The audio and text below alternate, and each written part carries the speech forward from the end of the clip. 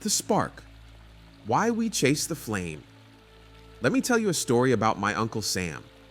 Sam was the kind of guy who could sell ice to a polar bear. Charming, quick-witted, and always chasing the next big thing. He started with a small car dealership, then flipped houses, then got into cryptocurrency. By 40, he owned a yacht named Never Enough. But here's the thing. The more he gained, the emptier he felt. One night, over whiskey, he confessed, "I keep thinking, if I just earn one more million, I'll finally relax. But the goalposts keep moving." Greed isn't just about money. It's a hunger for power, validation, control. Psychologists call it the hedonic treadmill. We chase, we acquire, but happiness resets like a video game.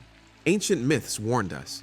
King Midas's golden touch left him starving, unable to eat or hug his daughter. Yet, we still play with fire. When have you felt the pull of wanting more, even when you knew it might cost you? The burn. When the fire spreads.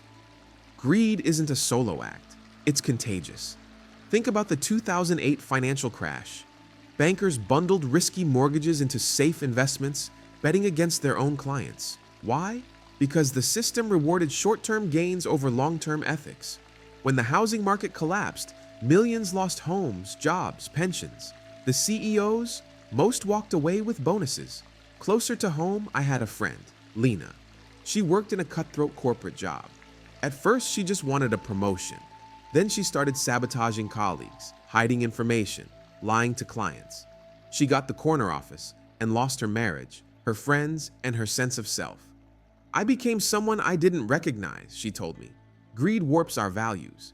It turns people into tools, relationships into transactions.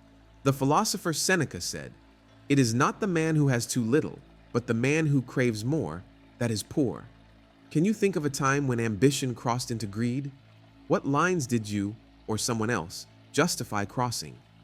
The ashes. What's left after the fire? My Uncle Sam's story doesn't end with the yacht. During the 2020 market crash, he lost everything: his investments, his wife, even custody of his kids. Last I heard, he was living in a rented studio, teaching business classes online.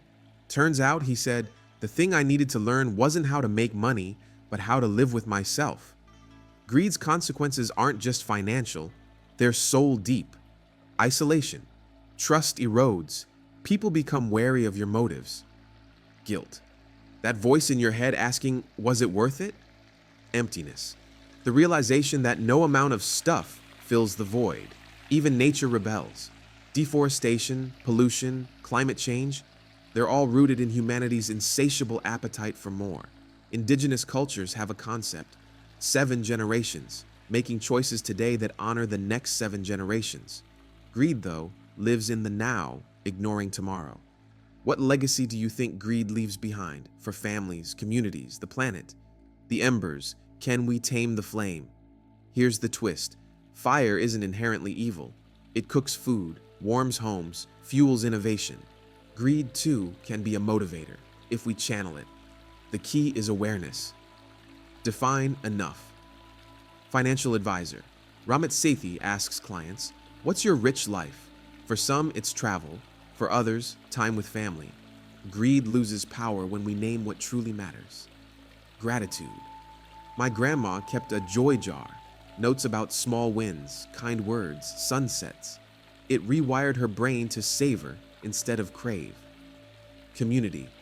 The Kung tribe of Africa survives harsh deserts by sharing everything. Their word for selfish translates to eating alone. What's your enough? What would a rich life look like for you beyond money or status? Let's end with a tale from Bhutan, a country that measures gross national happiness over GDP. Farmers there plant friendship trees, fruit-bearing saplings placed between properties so no one knows where one plot ends and another begins. The trees feed everyone, blur boundaries, and remind them, abundance grows when shared.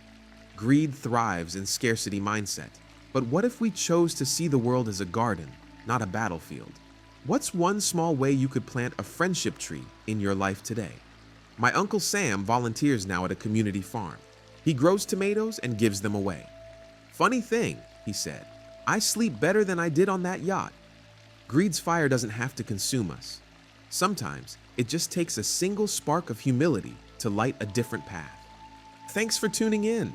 Don't forget to like, share, and subscribe for more videos designed to ignite your curiosity and challenge the way you think.